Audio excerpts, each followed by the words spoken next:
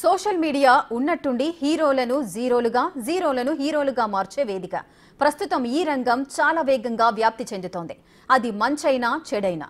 గత నెలలలో 7 నెలల చిన్నారి అపార్ట్మెంట్ పై నుంచి పడిపోతుండగా స్థానికులు కాపాడారు. ఆ వీడియో బాగా వైరల్ అయింది. చిన్నారిని స్థానికులు రక్షించారంటూ స్థానికుల నుంచి మంచి రెస్పాన్స్ వచ్చింది.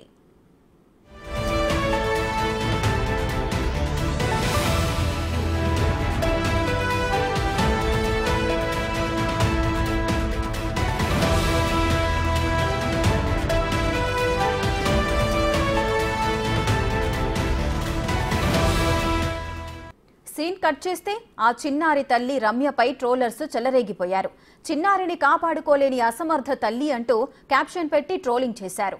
దీంతో మనస్తాపానికి గురైన చిన్నారి తల్లి రమ్య ఆత్మహత్య చేసుకుని చనిపోయింది. చెన్నైలో జరిగిన ఈ ఘటన అందరినీ విషాదానికి గురిచేసింది.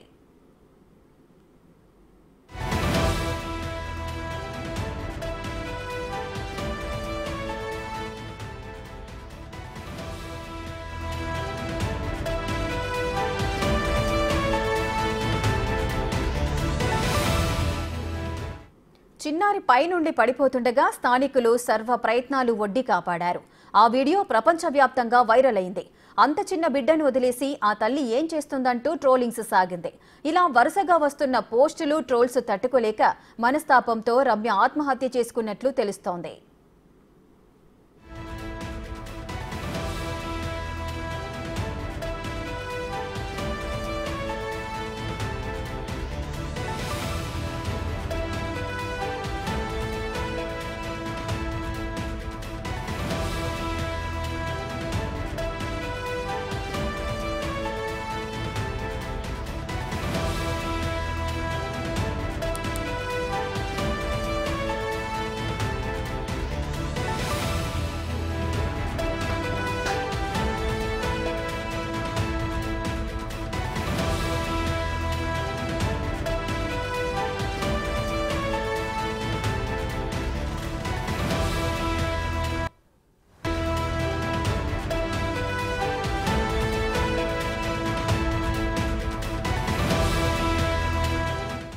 మరోవైపు ఈ ఘటనపై మరో వాదన కూడా తెరపైకి వచ్చింది.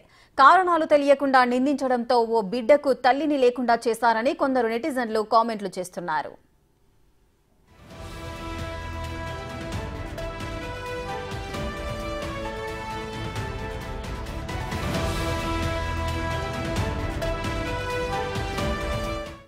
సోషల్ మీడియా ఉన్నట్టుండి హీరోలను జీరోలుగా, జీరోలను హీరోలుగా మార్చే వేదిక. ప్రస్తుతం ఈ రంగం చాలా వేగంగా వ్యాప్తి చెందుతోంది. అది మంచైనా చెడైనా. గత నెలలో 7 నెలల చిన్నారి ఓ అపార్ట్మెంట్ పై నుంచి పడిపోతుండగా స్థానికులు కాపాడారు. అప్పుడు ఆ వీడియో బాగా వైరల్ అయింది. చిన్నారిని స్థానికులు రక్షించారంటూ స్థానికుల నుంచి మంచి రెస్పాన్స్ అయితే వచ్చింది. కానీ సీన్ కట్ చేస్తే ఆ చిన్నారి తల్లి రమ్యపై ట్రోలర్స్ చెలరేగిపోయారు. చిన్నారిని కాపాడుకోలేని అసమర్థ తల్లి అంటూ క్యాప్షన్ పెట్టి ఆ తల్లిని ట్రోలింగ్ చేశారు. దీంతో మనస్తాపానికి గురైన చిన్నారి తల్లి రమ్య ఆత్మహత్య చేసుకుంది.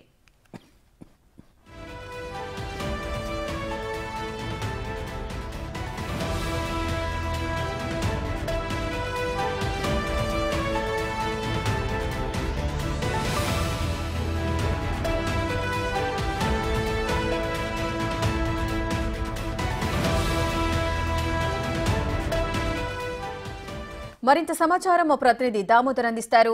దామోదర్, మనం చూస్తూనే ఉన్నాము, డైలీ ఏం జరిగినా ఏం చూసినా కూడా ఆ వీడియోలో, ఫోటోలో తీసి సోషల్ మీడియాలో అప్లోడ్ చేయడము, ఉన్నట్టుండి కొంతమంది ఫేమస్ అయిపోవడం, కొంతమంది డీఫేమ్ అయిపోవడం మనం చూస్తూనే ఉంటాం.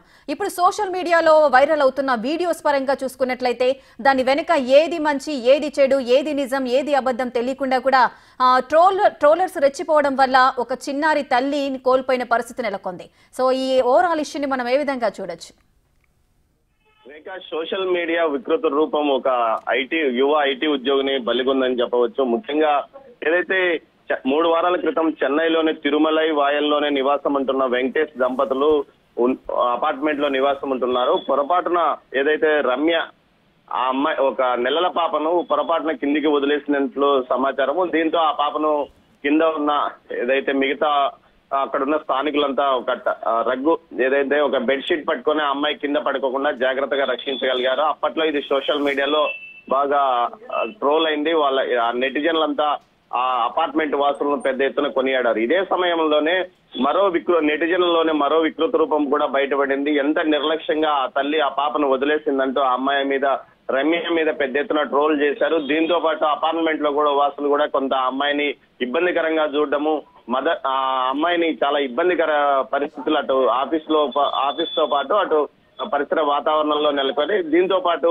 ఏదైతే సెల్ ఫోన్ చూస్తే చాలు రోజు ఏదో విధమైన ట్రోల్ ఆమె మీద రావడంతో భరించలేక మనస్తాపానికి గురైంది. భార్య యొక్క ఇబ్బందిని గమనించిన వెంకటేష్ ఆ అమ్మాయి సొంత ఊరు కోయంబత్తూరు జిల్లా మెట్టుపాలెంలోని కరమైడై బెల్లాదికి తీసుకెళ్లాడు. అక్కడ అత్తమామల ఇంట్లో ఉంటూ ఇతను వర్క్ ఫ్రం హోమ్ చేస్తున్నాడు. అంతేకాకుండా భార్యను ఉద్యోగానికి సెలవు కూడా పెట్టించాడు. మొత్తం మీద ఇలాంటి ఒత్తిడి మధ్యనే ఆమె గడుపుతుంది. ఈ నేపథ్యంలో నిన్న సాయంత్రం రమ్య వాళ్ళ తల్లిదండ్రులు ఓ వివాహానికి వెళ్ళగా అదే సమయంలో వెంకటేష్ వేరే బెడ్రూమ్ లో ఉన్న సమయంలో ఇది గ్రహించి ఎవరు ఇంట్లో లేని విధంగా చూసుకున్న అమ్మాయి మరో గదిలోకి వెళ్లి ఉరివేసుకుని ఆత్మహత్య చేసుకుంది. మొత్తం మీద సోషల్ మీడియా వికృత రూపానికి ఆమె బలైందని చెప్తున్నారు. పోలీసులు దీనికి సంబంధించి కేసు నమోదు చేస్తున్నారు. ముఖ్యంగా ఆ అమ్మాయి మీద మొదట ఎవరు ట్రోల్ చేశారో అన్న విషయంలో కూడా దర్యాప్తు కొనసాగిస్తున్నామంటూ కోయంబత్తూరు కమిషనర్ ఈ విషయం మీద సీరియస్ గానే స్పందించాడు.